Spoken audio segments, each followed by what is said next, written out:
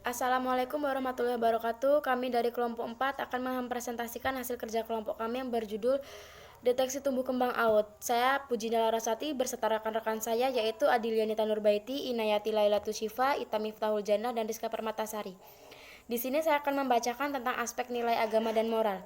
Tahap pencapaian perkembangan anak dalam aspek perkembangan nilai agama dan moral dapat dilihat dari dua indikator. Yang pertama, anak sudah mulai menirukan gerakan berdoa atau sembahyang sesuai dengan keyakinan masing-masing.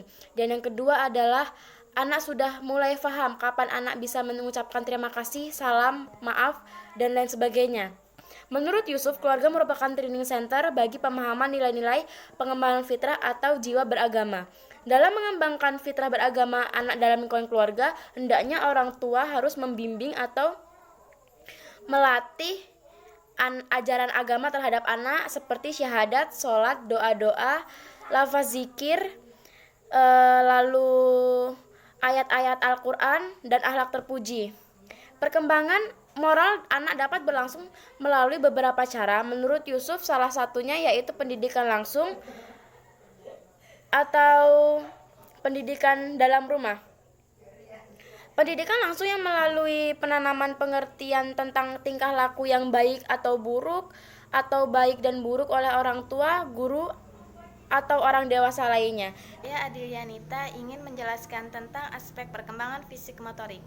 Aspek perkembangan fisik motorik terbagi dari dua, yaitu aspek perkembangan motorik kasar dan motorik halus.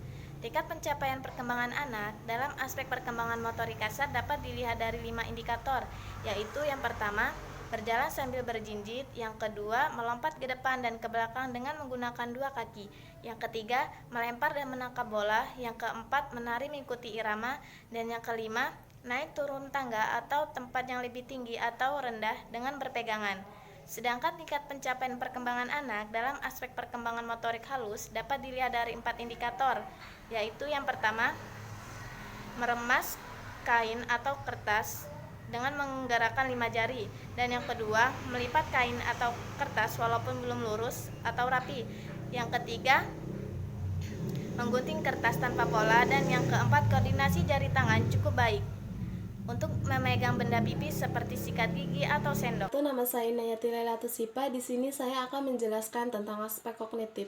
Tingkat pencapaian perkembangan anak dalam aspek kognitif dapat dilihat dari 5 indikator untuk belajar dan pemecahan masalah.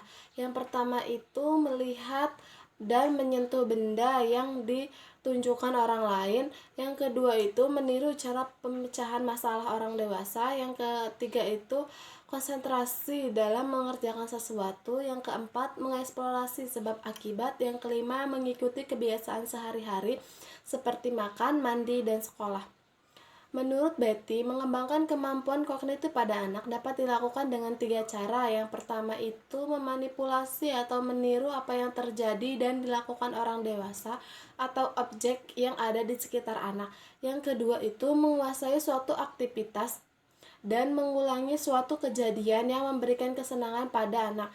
Yang ketiga itu memberikan kebermaknaan pada diri anak sehingga membutuhkan motivasi bagi anak dalam melakukannya. Saya Rizky Permatasari di sini akan menjelaskan tentang aspek perkembangan bahasa pada anak usia dini. Perkembangan bahasa pada anak adalah salah satu aspek dari perkembangan anak yang diekspresikan melalui pemikiran anak dengan menggunakan kata-kata untuk mendukung keselamatan dan kreativitas anak sesuai dengan perkembangannya. Bahasa yang merupakan alat komunikasi yang digunakan dalam interaksi sehari-hari. Bahasa yang digunakan untuk menyampaikan maksud kepada seseorang dengan kata yang mudah dimengerti juga merupakan alternatif untuk memudahkan perasaan dan menerima pemikiran orang lain. Peningkatan perkembangan setiap anak berbeda-beda, tergantung stimulasi untuk mengembangkan bahasa anak. Maka hal itu perlu dilakukan agar perkembangan bahasa anak baik bisa berjalan dengan sesuai dengan perkembangannya.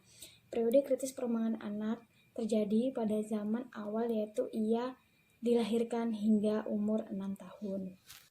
Anak belajar bahasa melalui aktivitas mendengar, melihat, dan meniru orang-orang yang mengunjunginya atau berkomunikasi dengannya.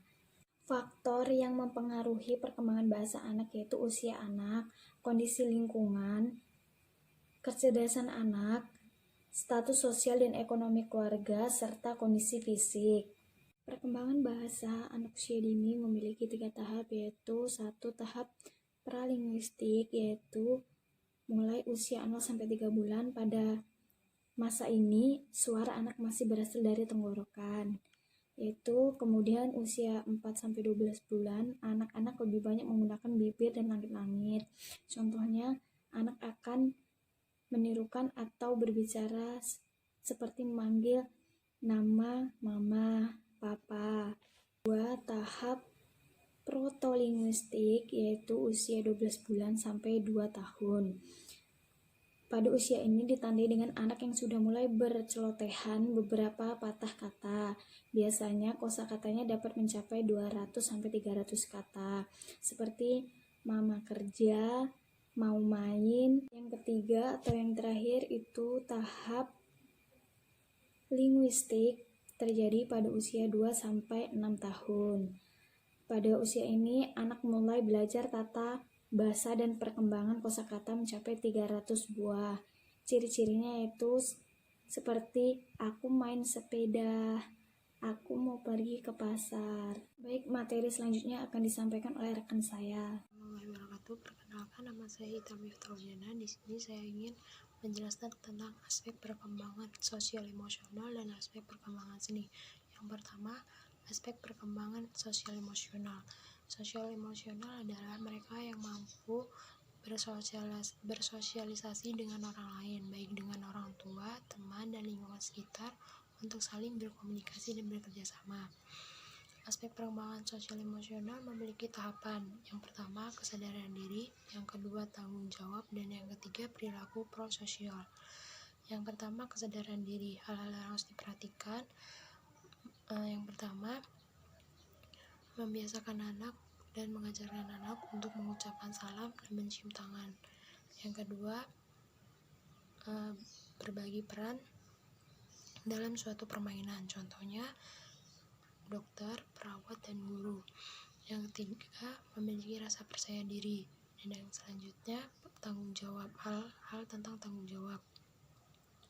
Yang pertama, mengungkapkan ketika anak ingin meminta sesuatu.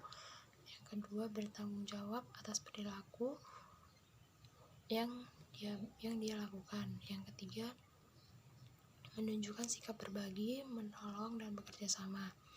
Yang ketiga, perilaku prososial atau tindakan nyata untuk membantu dan atau menolong orang lain.